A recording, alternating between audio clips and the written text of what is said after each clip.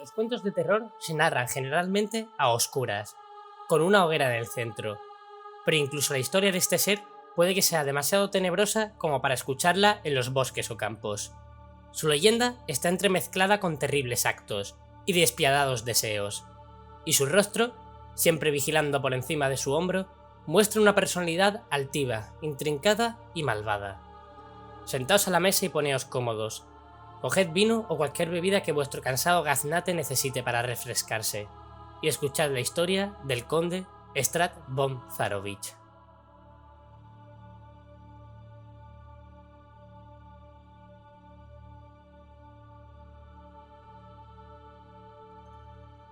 Strad von Zarovich, también llamado Strad el XI, fue un humano que nació en un mundo desconocido del plano material, siendo el hijo mayor del rey Barof von Zarovich y la baronesa Ravenovia von Roegen. Tenía dos hermanos menores que poseían su mismo título, Sergei y Sturm, aunque se duda de la existencia real de este último. En su juventud, Strad vivió en una zona azotada por las guerras, en las que tuvo que participar desde una temprana edad. Se convirtió en un conquistador nato y un guerrero habilidoso. Incluso después de la muerte de su padre, siguió guerreando y masacrando allá por donde marchaban sus fuerzas. Al final, todas las batallas le llevaron a un valle de enorme hermosura. Allí se libró lo que sería su último conflicto. Este fue contra los llamados Dragones de Plata, dirigidos por Lord Argynvost, el cual montó su guarida en ese lugar no solo por su hermosura, sino también por proteger una zona maldita, el Templo de Ámbar, del que hablaré más adelante.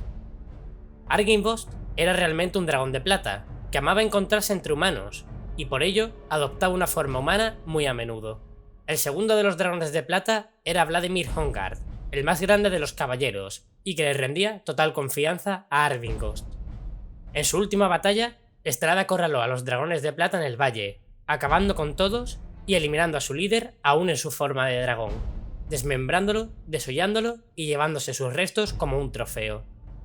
Una vez se hizo con el dominio de esta zona, al ser el culmen de su poder y lugar de gran belleza, decidió asentarse ahí, y nombró al valle Barovia. Cabe destacar que después de su conquista del valle, también se fundó la ciudad de Valaquia cerca de Barovia, y la cual fue gobernada por la familia Valakovich. Y también se fundó la aldea de Krekz, que fue creada por la familia Krezkov, una villa fortificada que se mantiene sin ayuda de sus urbes vecinas. Su madre, aunque quería a su hijo, estaba asustada de lo que la guerra le había hecho, pues era muy distante y frío, mientras que su amor por Sergei iba creciendo, ya que este se mantuvo lejos de las batallas y el belicismo. Todo esto hizo que el rencor creciera dentro de Strad, hacia su madre y sobre todo hacia su hermano menor. Solo e inquieto, Strad meditó sobre el destino de su vida, pensando que no podía estar limitada a la muerte. Por ello, estudió magia durante muchos años, y si bien aprendió mucho, nunca tuvo el éxito de la inmortalidad, hasta que descubrió una localización de suma importancia, el Templo de Ámbar. El Templo de Ámbar fue construido hace mucho por un grupo de magos en las montañas Valinok, donde se encerraron restos de seres malévolos y muchos de sus tesoros oscuros, e hicieron una guardia durante años. Por desgracia, este propio mal los corrompió, matándose entre ellos y dejando el templo a merced de los curiosos. Un archimago, Exezander, cogió los secretos de su interior y se convirtió en Liche, haciéndose dueño del lugar, no para guardar sus secretos del mundo, sino para compartirlos con otras criaturas malvadas. Pasado el tiempo, Strad llegó al templo buscando el secreto de la inmortalidad, y el mal que ahí residía sintió que dentro del guerrero había una oscuridad intensa, una oscuridad de la que se podían alimentar. Así, los poderes oscuros y Strad formaron un pacto de sangre, el cual no se forjaría definitivamente hasta tiempo después, pero la promesa de inmortalidad sería el pago a cambio de la sangre prometida. Ya asentado su poder, reclutó magos y artesanos para levantar lo que sería su castillo, destacando entre ellos al arquitecto Artimus, el cual, después de su muerte años más tarde, tendría una cripta en el propio castillo. La fortaleza se alzó en una enorme roca llamada la Piedra Pilar, conectada tan solo por un puente levadizo que da lugar a un camino hacia el pueblo de Barovia. Ese fue el castillo Ravenloft, cuyo nombre fue puesto por Strad para demostrar su amor a su madre, Ravenovia. Allí invitó a vivir a su madre y a su hermano menor. A pesar de la emoción de Strad, su madre murió aun cuando se encontraba de camino a su nueva vivienda. Esta decepción le causó mucho dolor, además de la pérdida de su querida madre. Sepultó su cuerpo en el castillo, en una cripta donde se dice que también está su padre. Los hermanos vivieron en el castillo en relativa tranquilidad, hasta que la envidia se interpuso entre ambos. Strahd se enamoró de una noble baroviana, Tatiana, a la que quiso convertir en su esposa, agasajándola con regalos y su atención. Pero por desgracia para él, la joven y guapa muchacha se enamoró de Sergei, su hermano menor. Los celos que tenía Strahd sobre su hermano, debido a la suerte de poder estar con Tatiana, se tornaron oscuros, pero su orgullo no le dejó intervenir hasta el punto de que Sergei y Tatiana se prometieron. El mismo día de su boda, Strahd perdió las últimas cadenas que ataban su necedad, y sin pensárselo, asesinó a su hermano, bebió su sangre y así forjó de forma definitiva el pacto con los poderes oscuros. Lo que pensó que sería un allanamiento del camino hacia su amada, resultó en un fracaso mortal. Persiguió a Tatiana para obligarla a que lo amara, pero debido al miedo y al dolor por la pérdida de su amado, la noble se arrojó desde uno de los miradores del castillo hacia la densa niebla. Guardias y enemigos de Strahd aprovecharon el asesinato de su hermano para librarse de él, pero a pesar de los intentos de los guardias por abatirlo, fue imposible, pues su pacto lo habían convertido en un monstruo, en algo que nunca había existido aún, pero que pasaría a escribir su leyenda. Strahd se había convertido en el primer vampiro. Asesinó a todos y cada uno de sus enemigos muy violentamente, descargando toda su ira y su dolor. Cuando pensó que todo había terminado, observó que el ambiente se había nublado y todo se tornaba oscuro. Entre las tormentas del cielo, vislumbró las caras de sus padres, que lo juzgaban por acabar con el legado de la familia y asesinar a su hermano menor, además de haber condenado a toda Barovia, pues el pacto de los poderes oscuros hizo que Barovia se transportara a un semiplano del que ni él ni su pueblo podrían escapar. Los poderes oscuros trasladaron a Strahd, a la mayoría del pueblo de Barovia, y a una copia tanto del pueblo como del castillo, a los dominios del terror, creando una zona remota y aislada dentro del Shadowfell, en forma de semiplano y con cierta conexión con el plano etéreo.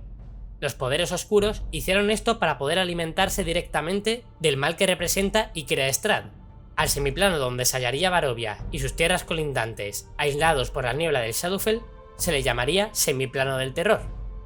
Allí, Strahd se convertiría en el señor oscuro de Barovia y de toda la región, lo que haría que el semiplano del terror adquiriese el nombre de su propio castillo. Strahd se había hecho dueño de Ravenloft, y todo lo que allí se hallaba estaba bajo su oscuro control.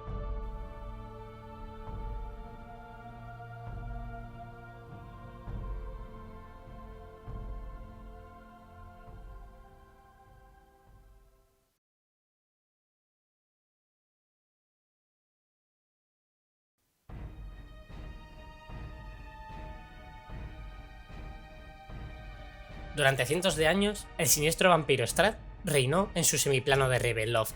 Gobierna con puño de hierro y mantiene aterrado a todo su pueblo para que nadie muestre un atisbo de valor para alzarse en su contra. El pueblo de Barovia es aquel que sufre más, suele ser presa de muchas idas y venidas de su vampírico rey, el cual captura muchas de sus víctimas entre los callejones y las casas de la villa. Esto hace que la población no muestre felicidad alguna, y encontrar una sonrisa entre sus habitantes es como encontrar una aguja en un pajar. También domina sobre la ciudad de Vallaki, aunque su gobernador, el gobernador Vargas Valakovich, lucha por mantener la alegría en su ciudad, celebrando fiestas una tras otra, con la falsa creencia de que si el pueblo es lo suficientemente feliz, volverán al plano material y dejarán el semiplano del terror. Estas acciones no ayudan realmente al pueblo, que se ve tan apagado y triste como su vecina Barovia. La aldea de Crexth, por su parte, se encuentra mucho más azotada por la tiranía del vampiro, hasta el punto de que sus habitantes rara vez salen de ella, y es objetivo de varios conflictos internos. Si bien podría profundizar más en Vallaki y en Crexth, nos alejaríamos un poco de la historia del conde Strahd, así que dejaré estas urbes por aquí, y quizás en un futuro profundice más en ellas. Durante todos estos años, Strahd mantuvo a varias consortes bajo su techo, todas mujeres de enorme belleza, pero que ninguna pudo acercarse a lo que él sentía por su antiguo amor, Tatiana. Todas las mujeres que pasaban por él fueron transformadas en monstruos a su semejanza, los llamados engendros vampíricos. Uno de sus pasatiempos favoritos es el de acabar con aquellos grupos de aventureros que llegan a sus dominios, una distracción siniestra que él considera un juego. Ama conquistar las almas de los débiles, corrompiéndolas y asesinando a aquellas que no le rinden pleitesía. La humanidad que algún día pobló su corazón ahora es inexistente. siempre intenta separar y enfrentar a los grupos que se le oponen. A aquellos más débiles de mente les corrompe con falsas promesas de vampirismo y poder. Le encanta presentarse constantemente ante los aventureros, jugar con sus mentes, probar su fuerza y aterrorizarlos para mermar su valor. Pero a pesar de su poder, sus mujeres y las almas de las que se alimenta en su reino, en su interior se mantiene un titubeo de que nunca consiguió sus objetivos, el de que realmente todo su pasado le persigue y nunca podrá recuperar a su verdadero amor, aunque nunca se lamentará de estos sucesos, pues su ego es demasiado grande, y simplemente ve el pasado como una serie de sucesos que le llevaron a lo que es ahora, un gran señor. Siguió estudiando durante largos años la magia, así como su regalo y maldición del vampirismo, y su pacto con los poderes oscuros. Si bien no tiene una certeza clara, cree haber descubierto la forma de librarse de su prisión del Shadowfell. Necesita de alguien que le suplante en el trono, alguien digno de gobernar y cuyo poder fuera capaz de tomar su lugar. Pero su arrogancia hace que nunca vea a nadie que le convenzca, y tan solo cree que un Bonzarovich verdadero podría llegar a ser digno de tal posición.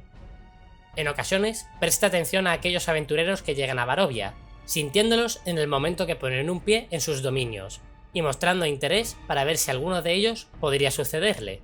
Los pone a prueba lanzándoles retos y bestias, pero incluso a pesar de haber hallado a gente de notable poder, ve a todos inferiores a sí mismo, y así nunca conseguirá librarse de su prisión en el semiplano del terror.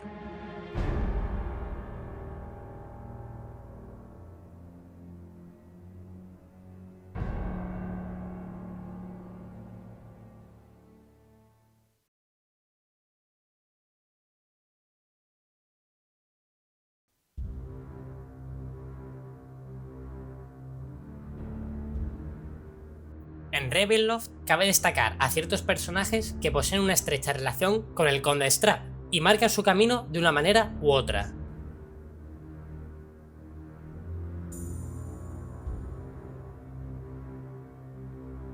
Por todo lo que hemos visto, pareciese que no hay nada por lo que realmente Strahd tenga razones para vivir, pero un día se fijó en alguien que rondaba por el pueblo de Barovia, una joven de nombre Irina Koliana, hija adoptiva del burgomaestre de Barovia. La chica era una viva imagen de su antiguo amor, Tatiana, y él la cree como una reencarnación de ella. De hecho, su idea no está mal encaminada, pues en Barovia las almas no pueden escapar, y vuelven a reencarnarse una y otra vez, a no ser que éstas sean atadas por el poder de Strahd, no siendo extraño encontrar a gente sin alma en su interior, con una llama de vida muy apagada. El parecido de ambas mujeres es porque el alma de Tatiana se reencarnó en Irina. A diferencia de cómo hizo cuando era humano, sus intenciones actuales distan mucho de conseguir su amor. En cambio, intenta convertirla en un engendro vampírico para que sea la primera dentro de sus consortes. Un destino fatal para la joven, pero una de las principales motivaciones de Strahd para seguir residiendo en Ravenloft.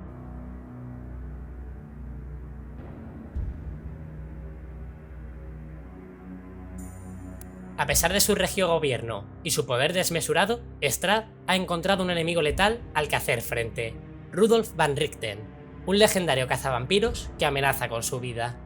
Aunque es un peligro a tener en cuenta, Strahd no le teme lo más mínimo, si bien siempre manda espías a buscarlos para poder capturarlo y quebrarle el espíritu. Junto a van Richten, cabe destacar a una antigua protegida suya, Esmeralda de Avenir, una Vistani que aprendió mucho de la caza de monstruos gracias a van Richten. Esmeralda busca a su maestro, pero este la evita para no ponerla en peligro y también para que así sea más complicado desbaratar sus planes, además de que el cazador de vampiros tiene una maldición Vistani que trae mala suerte a todos sus amigos.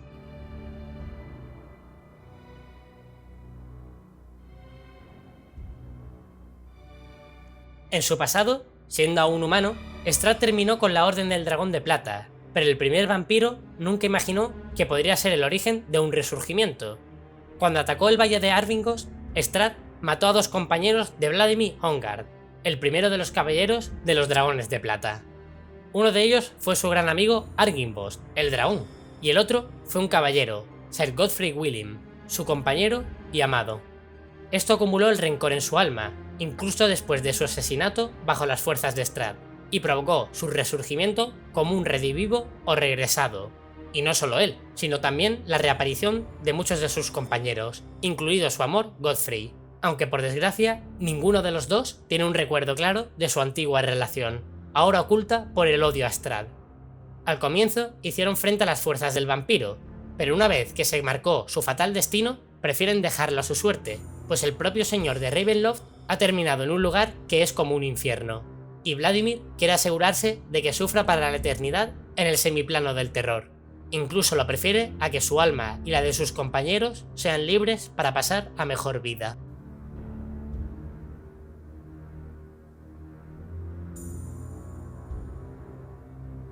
No voy a detenerme mucho en detalles sobre Yander Sunstar o Yander Estrella Solar, aunque hay que remarcar su curiosa historia con Strahd.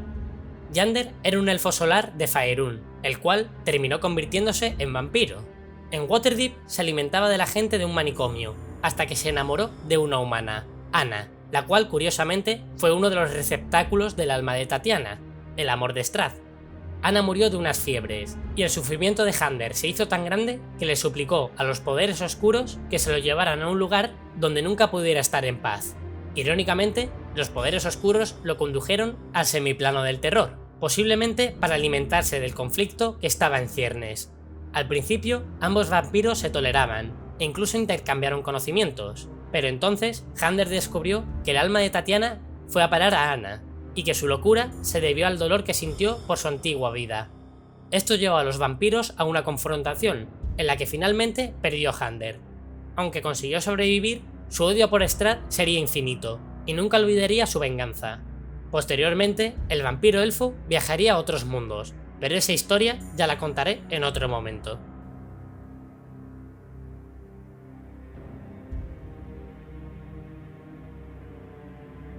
Alejándonos de enemigos, ahora toca hablar de los aliados de Strahd, y no hay uno más fiel a él que Rahadin.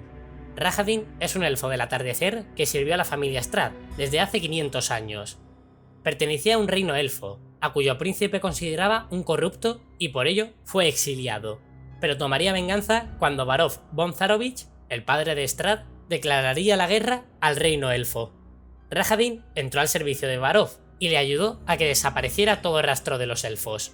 Tras la muerte de Varov, se hizo general, amigo, confidente y compañero de armas de Strahd, y terminada la guerra, se convirtió en su chambelán. Durante este periodo, apareció una elfa de la tarde, Patrina Velikovna, la cual amaba a Strahd y le daba promesas de inmortalidad, cosa que llamaba la atención del Señor del Valle. Rahadin se oponía a esta unión, y aunque intentó detenerla, fracasó sin remedio. Por suerte, la aparición de Tatiana hizo que Strahd se olvidara de la elfa de la tarde.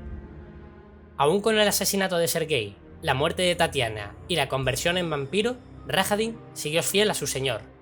Le traía mujeres para que olvidara su antiguo amor, y sus consejos y apoyo eran de los tesoros más preciados por Strahd. Aún convertido en vampiro, Patrina quiso volver con su amado, cosa que ya no preocupaba a Rahadin, pues sería convertido en engendro vampírico, aunque nunca esperó que el propio hermano de Patrina y el resto del pueblo de los elfos del atardecer que sobrevivió la lapidaran por querer atraer la atención del vampiro. Strahd sabía que Patrina conocía muchos secretos oscuros que le podrían haber sido útiles, así que, en venganza, mandó a Rahadin a que castigara a los asesinos. Rahadin acabó con todas las mujeres elfas, de manera que ningún elfo pudiera tener hijos. Allá donde va Rahadin, la gente puede escuchar los gritos de toda la gente que ha matado, y da igual lo que se le ofrezca o las promesas que le den. Su lealtad y su vida siempre serán de Strahd von Zarovich.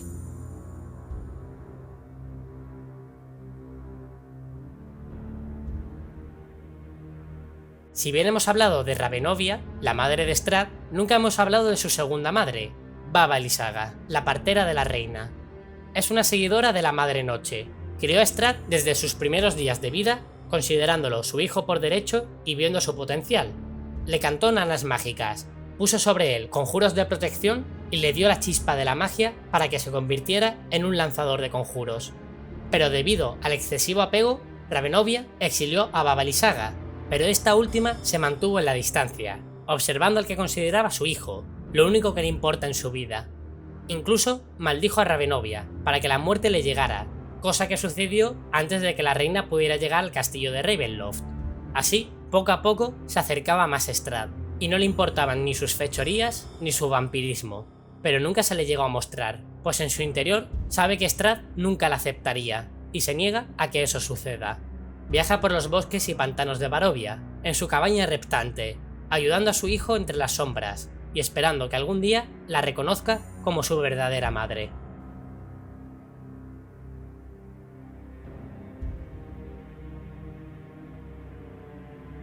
Por último, y muy rápido, decir que Strahd también ha tenido encuentros con Minsc, el héroe Rashmi, que viaja con su amiguito el hámster Bubu, o Bu en inglés, con el cual tuvo un enfrentamiento debido a que Minsc y sus compañeros poseían un relicario que pertenecía a Tatiana. A su vez, Strahd ha tenido un encuentro breve con Volothamp, más conocido simplemente como Volo, por el que sentía cierta curiosidad y quiso cenar con él, aunque el pobre Volo huyó en cuanto pudo.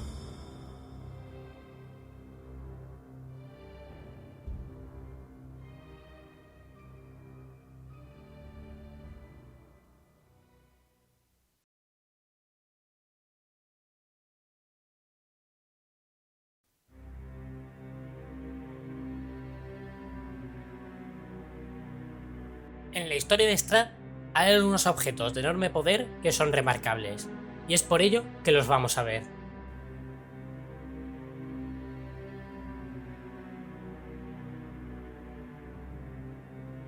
En el tomo de Strahd está recogida toda su historia. Escrito por él mismo y de forma muy personal, es un objeto muy frágil, aunque se mantiene relativamente bien conservado. Le es muy preciado a su dueño, y si se lo roban, su prioridad número uno sería el recuperarlo, incluso por encima de su amada Tatiana. Puede que en su interior no se hallen conjuros poderosos o maldiciones perversas, pero sí todos sus objetivos, así como aquello que le atormenta y lo que le motiva a continuar su triste existencia.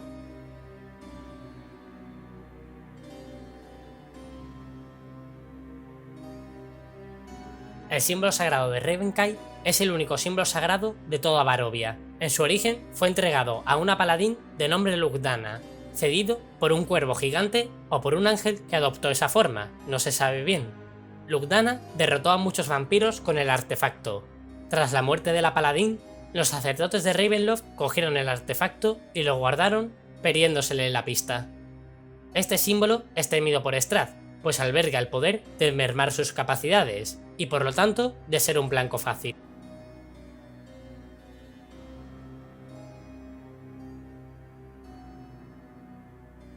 El icono de Ravenloft es una estatuilla que un arcipreste y un amigo de la familia von Zarovich, Cyril Romulich, dio a Strahd para consagrar su castillo y la capilla del mismo cuando éste aún era humano. El poder de este símbolo permite estar bajo la protección contra el bien y el mal, así como contra demonios y no muertos. Permite realizar augurios, facilitar la expulsión de no muertos y curar heridas. Un objeto digno de un sacerdote. Actualmente se encuentra en la capilla del castillo, no pudiendo ser movida por Strahd aparentemente, debido a que su poder le repele.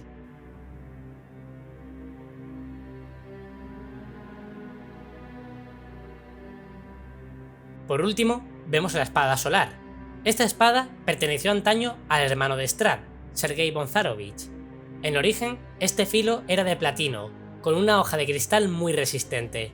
Después de asesinar a su hermano, mandó a un mago, Kazan, destruir dicha espada. Cuando empezó el proceso y separó la empuñadura, el aprendiz de Kazan robó esta parte de la espada y huyó. La empuñadura se perdió, y Kazan mintió a Strahd, diciendo que había destruido la espada por completo, por miedo a sus represalias. Esta empuñadura se hizo consciente, y sabe que ya nunca podrá volver con su hoja. Su rabia se proyecta hacia Strahd, por haberle separado de su otra parte, y adquirió las características de una espada solar, brillando como el alba, haciendo el daño que más aterra a los no muertos, y así poder vengarse del causante de su separación.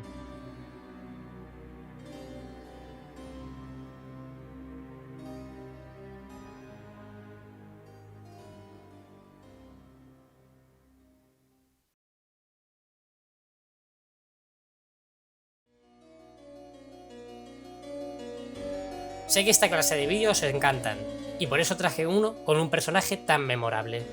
Querría traerlos más asiduamente, pero no sabéis lo que cuesta hacerlos para que estén bien resumidos y además capten todo lo importante. Espero que os haya aterrado el vídeo. Suscribíos, compartid y dadle a like para más vídeos como este. Hasta luego, cocodrilos.